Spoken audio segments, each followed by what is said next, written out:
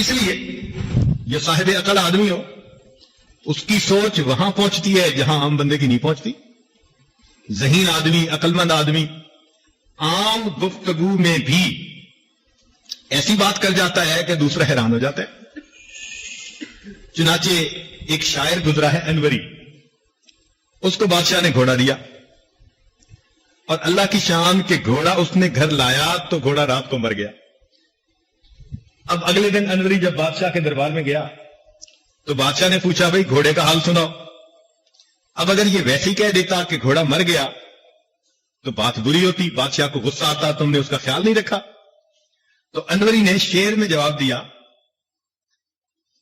یوں کہتا ہے، شاہ استے بانوری بخشید باد سر سر بگرد او نہ رسید، کہ بادشاہ نے انوری کو ایسا گھوڑا دیا کہ تیز ہوا بھی اس کی گرد کو نہیں پہنچتی.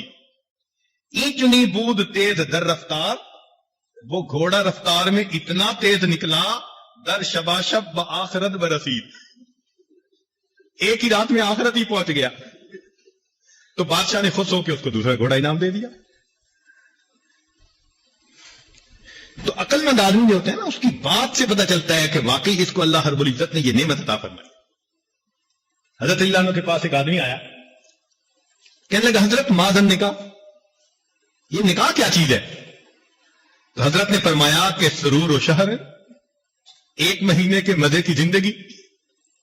اس نے کہا ثم ماذا، پھر کیا؟ فرمایا کہ لزوم و مہر، کہ مہر لازم ہو جاتا ہے. اس نے کہا ثم ماذا، فرمایا غموم و دہر، ساری عمر کے غم. اس نے کہا ثم ماذا، فرمایا قصور و زہر، پھر کمر دوری ہو جاتی ہے. اس نے کہا ثم ماذا، فرمایا دخول و قبر. تو عقل مند آدمی کی بات سے اندازہ ہوتا ہے کہ کتنی گہرائی ہے اس بندے کی بات میں. اس لیے جو طالب علم عقل مند ہوگا نا، وہ اپنے سبق کو اچھی طرح یاد کرے گا، اس کا سبق اسے بھولے گا نہیں. ایک دفعہ وہ دہرائے گا، تکرار کر لے گا. جیسے نقش کل حجر ہوتا ہے نا، اس طرح اس کے دماغ پر وہ بات نقش ہو جائے گی. اب ایک چھوٹی سی بات بتاتا ہوں کہ تفسیر ہے جلالین شریف، دو بزرگوں نے اسے لکھا. ایک جلال الدین سیوطی رحمت اللہ علیہ اور ایک جلال الدین محلی رحمت اللہ علیہ. ایک نے بھی 15 پارے لکھے اور دوسرے نے بھی 15 پارے. تو طلباء اکثر بھول جاتے ہیں کہ محلی نے کون سے لکھے اور سیوطی نے کون سے لکھے. اب اس کو یاد رکھنا مشکل کام نظر آتا ہے، بھول ہو جاتی ہے. اس کا ایک آسان سا نقطہ بس بتا دو کہ سیوطی کی سین اور محلی کی میم. تو سین اور میم میں سے پہلے کون سی ہے؟ سین آتی ہے نا حروف ابجد میں، میم بعد میں آتی ہے. تو معلوم ہوا کہ سیوطی نے الف لام میم سے لے کر 15 پارے لکھے اور محلی نے فاتحہ اور کہف سے لے کر آخر تک لکھ دی. اب یہ دیکھو، اس کو عقل کہتے ہیں کہ ایک نقطہ ایسا نکال لیا کہ اس کے بعد آپ کو پوری زندگی یہ بات بھول نہیں سکتی. چنانچہ حدیث پاک میں آتا ہے کہ نبی علیہ السلام جب معراج پر تشریف لے گئے تو ہر آسمان پر کسی نہ کسی نبی علیہ السلام سے ان کی ملاقات ہوئی. اب 7 آسمان پر کن کن سے ملاقات ہوئی؟ یہ 7 نام یاد رکھنے بڑے مشکل، جب بھی یاد کریں بھول جاتے ہیں. کیسے یاد کریں؟ اب ایک نقطہ سن لیجیے کہ ان تمام انبیاء کے جو نام ہیں ان کے پہلے حروف کا ایک لفظ بنا دیا، آ یا ہما. اب ایک لفظ یاد کر لیں، آ یا ہما.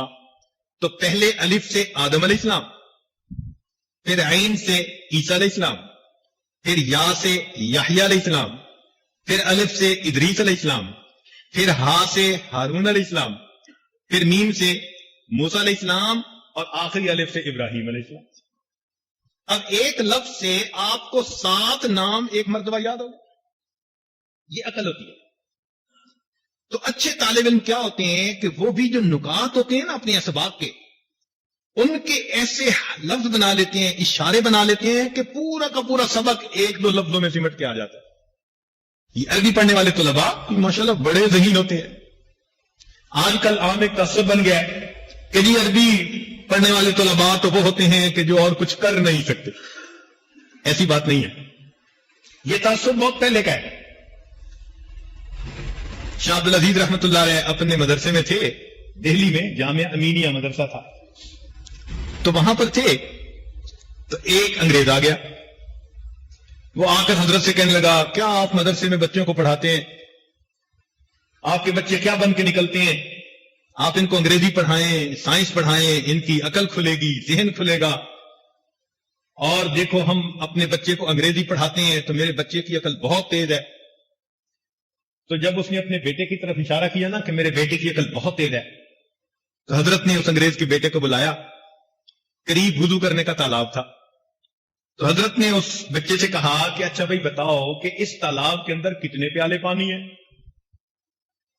اب وہ انگریز کا بچہ منہ دیکھنے لگ گیا، وہ کیا بتائے کہ تالاب میں کتنے پیالے پانی. حضرت نے ایک طالب علم کو بلا لیا، اور اس کو بلا کر کہا کہ بچے بتاؤ اس تالاب میں کتنے پیالے پانی؟ اس نے کہا حضرت اگر تو پیالہ ہو اتنا بڑا جتنا تالاب، ایک پیالہ پانی، آدھا بڑا ہو تو 2 پیالے پانی. ایک انگریز دہلیہ تھا، عام طور پر دہلیے بھی ہوتے ہیں اور تھا بھی کانا. تو کسی عالم سے ملا اور بحث کرنے لگ گیا اللہ تعالیٰ کے وجود پر. پھر لگا جی اللہ تعالیٰ موجود نہیں ہے. وہ عالم کہیں کہ اللہ تعالیٰ موجود ہے، اس نے سب کائنات کو پیدا کیا. تو کہنے لگا نہیں مجھے تو میرے والدین نے پیدا کیا. تو جب انگریز نے کہا نا کہ مجھے تو میرے والدین نے پیدا کیا، تو وہ عالم ہنس پڑے. تو یہ پوچھتا ہے کہ آپ ہنس کیوں پڑے؟ وہ کہنے لگے اب مجھے بات سمجھ میں آئی کہ میرے اللہ نے تجھے کانا پیدا کیوں کیا. اس نے کہا کیوں کیا؟ کہنے لگا اس لیے کہ ایک آنکھ میں نے بنائی، دوسری آنکھ اپنی ماں باپ سے بنوا لے.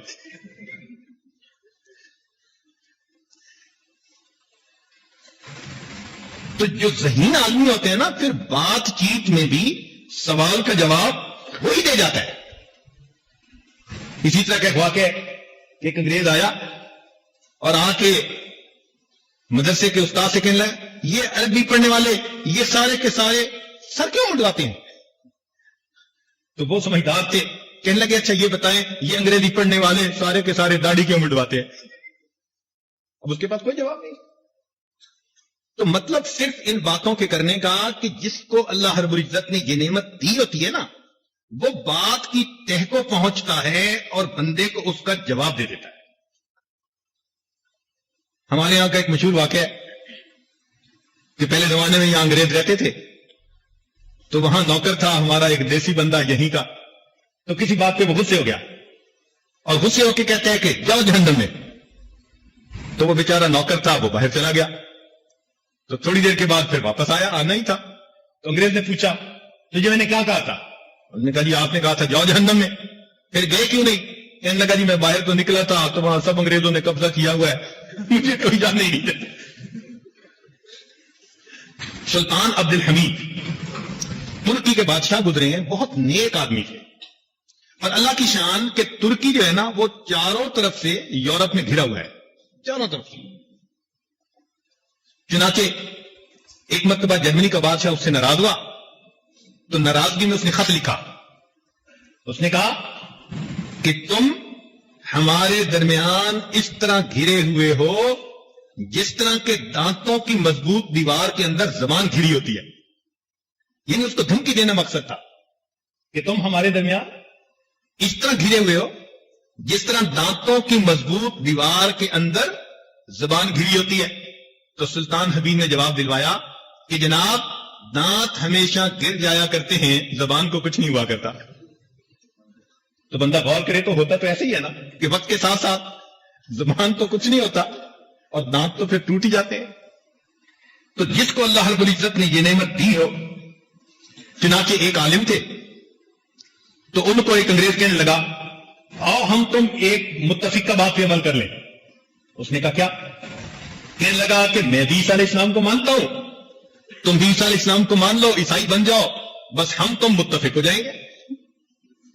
اب یہ بات کتنی اس نے عجیب کی، لیکن وہ طالب علم ذرا سمجھدار تھا، کہنے لگا کہ متفق اس کو نہیں کہتے کہ تم عیسائی ہو اور میں بھی تمہارے ساتھ ہو جاؤں تو ہم دو متفق ہوئے، تو دو کی جگہ تین متفق کیوں نہ ہو؟ اس نے کہا تین کیسے؟ اس نے کہا دیکھو میں بھی نبی علیہ السلام کو مانتا ہوں، پیغمبر اپنا، اور تمہارے نبی علیہ السلام نے بھی ہمارے پیغمبر کو مانا، من بعد اسمہ احمد، تو انہوں نے بھی تسلیم کر لیا، اب تم بھی اگر مسلمان ہو جاؤ تو ہم تینوں ایک بات پر متفق ہو جائیں گے، تو دو کی بجائے تین متفق کیوں نہ ہو؟ تو جس کو اللہ رب العزت نے یہ نعمت دی ہوتی ہے وہ پھر آگے بات کا بھی جواب دے سکتے ہیں۔ یہ ایسے ہی ہے جیسے ایک انگریزی جان نے پوچھا تھا کہ بتاؤ آسمان پہ عرش پہ ستارے کتنے؟ تو طالب نے کہا کہ مجھے تو نہیں پتا، کہ خاک پڑھتے ہو تمہیں عرش کے ستاروں کا نہیں پتا؟ اس نے کہا کہ اچھا آپ بتائیں سمندر میں مچھلیاں کتنی ہیں؟ کہتے ہیں مجھے بھی نہیں پتا۔ اس نے کہا تمہیں فرش کا پتہ نہیں، تم عرش کی باتیں کرتے پھرتے ہو۔ اس عقل کو استعمال کرنے سے انسان اپنے علم سے فائدہ اٹھا سکتا ہے۔ چنانچہ شاہ جہاں کا ایک بیٹا تھا، شاہ جہاں کے بیٹوں کو پڑھانے کے لیے ایک استاد آتا تھا، سعد اللہ خان اس کا نام تھا، اور تھا طالب علم، غریب گھرانے کا تھا، بچوں کو اچھا پڑھاتا تھا، بچے بڑے خوش ہوتے تھے۔ چنانچہ بچوں نے اپنے والد کے سامنے تذکرہ کیا کہ ہمارا جو ٹیوشن پڑھانے والا ہے نا وہ بڑا ذہین اور اچھا ہے، تو بادشاہ نے اس کی چیکنگ کے لیے اس کو لائبریری کا انچارج بنا دیا کچھ دنوں کے لیے۔ جب جا کر دیکھا تو لائبریری بہت صاف ہے، ہر کتاب کے اوپر ریشمی غلاف چڑھا ہوا ہے اور بہت ہی عجیب منظر ہے۔ اس نے کہا کہ سعد اللہ یہ تم نے کیا کیا؟ کوئی خرچہ بھی نہیں ہوا اور کتابیں بھی محفوظ ہو گئیں۔ اس نے کہا جناب آپ کو جو لوگ درخواستیں پیش کرتے تھے نا وہ ریشمی غلافوں میں لپیٹ لپیٹ کے پیش کرتے تھے، لوگ ان غلافوں کو کباڑ بنا کے پھینک دیتے تھے۔ میں نے اتنا کہا کہ یہ مجھے لائبریری کے لیے چاہیے، اور میں نے ان کو کتابوں کا غلاف بنا دیا جس سے کہ میری ساری کی ساری لائبریری کی کتابیں محفوظ ہو گئی۔ اس نے کہا یہ تو بڑا سمجھدار ہے، چلو اس کو مرغی کھانے کا انچارج بنا کے دیکھتے ہیں۔ اس نے سعد اللہ خان کو مرغی کھانے کا انچارج بنا دیا۔ کچھ عرصے کے بعد دیکھا تو مرغیاں بہت موٹی تازی اور خرچہ بھی کوئی نہیں۔ بادشاہ بڑا حیران کہ خرچہ بھی کوئی نہیں اور مرغیاں بھی موٹی تازی۔ سعد اللہ خان یہ کیا کیا؟ اس نے کہا بادشاہ سلامت، آپ کے دسترخوان پر اتنے مہمان آتے تھے کہ ان کے بچے ہوئے کھانے کو لوگ نالی میں بہا دیا کرتے تھے، میں نے صرف ان کو اتنا کہا کہ دسترخوان کا جو ٹکڑا بچا ہو، جو چیز بچے بس وہ محفوظ کر لی جائے۔ وہ ساری کی ساری خوراک اتنی تھی کہ آپ کے مرغی خانے کی ساری مرغیاں ہی اس پر پلتی رہی۔ بادشاہ پڑھا ہے نا، اچھا اتنا سمجھدار ہے۔ اللہ کی شان کہ اسی دن شاہ جہاں کے خط ملا بادشاہ ایران کا۔ بادشاہ ایران نے خط لکھا تھا کہ تم اپنا نام بدلو اس لیے کہ تم شاہ ہند ہو، تم اپنے آپ کو شاہ جہاں کیوں لکھتے ہو؟ شاہ جہاں کا تو مطلب کہ تم ہمارے ملک کے بھی بادشاہ ہو، اگر تم نے نام نہ بدلا تو میں تمہارے ملک پہ چڑھائی کر دوں گا۔ اب شاہ جہاں بڑا پریشان کہ کروں تو کیا کروں۔ اس کے ذہن میں خیال آیا کہ وہ سعد اللہ جو ہے اس سے میں بات کرتا ہوں۔ چنانچہ سعد اللہ کو بلا کر کہا کہ دیکھو بھائی ایک مصیبت آ پڑی ہے۔ سعد اللہ نے اس کا جواب لکھوا دیا فارسی میں۔ جب بادشاہ کو ملا تو ایران کا بادشاہ بہت مطمئن ہو گیا۔ اب بادشاہ کو بڑی حیرانی ہوئی کہ بھئی اس نے جواب میں لکھا کیا ہے۔ تو اس نے سعد اللہ کو بلا کے پوچھا کہ سعد اللہ تم نے جواب میں کیا لکھا؟ اس نے کہا جناب میں نے جواب میں صرف اتنا لکھا کہ میرا نام شاہ جہاں ہے، اور جہاں کے عدد اور ہند کے عدد اگر نکالے جائیں تو دونوں 59 بنتے ہیں۔ تو چونکہ میں شاہ ہند ہوں اور جتنے عدد ہند کے ہیں اتنے جہاں کے ہیں، تو میں نے برابر ہند یعنی عدد والے لفظ کو استعمال کر لیا ہے، اس لیے آپ کو گھبرانے کی کوئی ضرورت نہیں۔ یہ بادشاہ کو بات سمجھ آ گئی اور لڑائی کا خطرہ ٹل گیا۔ نتیجہ کیا ہوا کہ اس نے سعد اللہ کو اپنا وزیر بنا لیا۔ چنانچہ شاہ جہان کے دور میں سعد اللہ خان بہت عزت والا وزیر گزرا ہے، تھا طالب علم۔ عقل سمجھ نے اس کو ایک چھوٹی سی جگہ سے اٹھا کر اتنی بڑی کرسی کے اوپر بٹھا دیا.